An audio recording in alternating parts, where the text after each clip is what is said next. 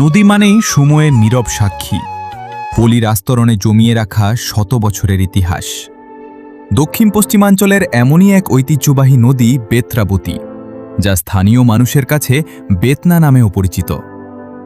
18 এবং 19 শতকে তৎকালীন যশোর ও সাতক্ষীরা অঞ্চলে ভৈরব নদী থেকে উৎপন্ন হয়ে এই নদী বিস্তৃত হয়েছিল বিশাল জনপদ জুড়ে। একসময় এই বেত্রাবতী নদীই ছিল এ অঞ্চলের প্রধান জলপথ ও বাণিজ্যের প্রাণকেন্দ্র। নদীর বুক চিরে চলত বড় বড় মহাজনী নৌকা ও বজরা, আর দুই পারে গড়ে উঠেছিল সমৃদ্ধ হাট বাজার, বন্দর ও কৃষিভিত্তিক গ্রাম। কিন্তু প্রকৃতির নিজস্ব নিয়ম আর মানুষের নানা হস্তক্ষেপে বদলাতে থাকে দৃশ্যপট।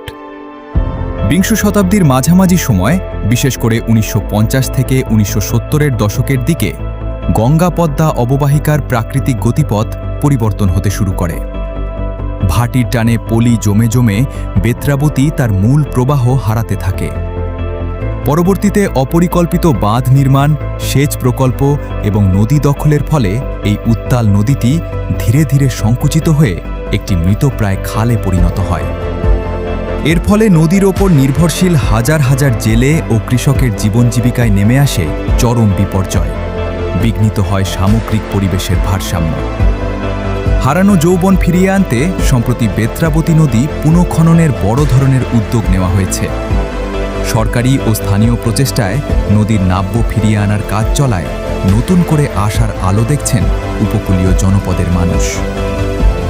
নদীটি যদি তার স্বাভাবিক প্রবহমানতা পুরোপুরি ফিরে পায়, তবে শুধু পরিবেশগত ভারসাম্যই রক্ষা পাবে না, একই সঙ্গে দূর হবে আঞ্চলিক জলাবদ্ধতা।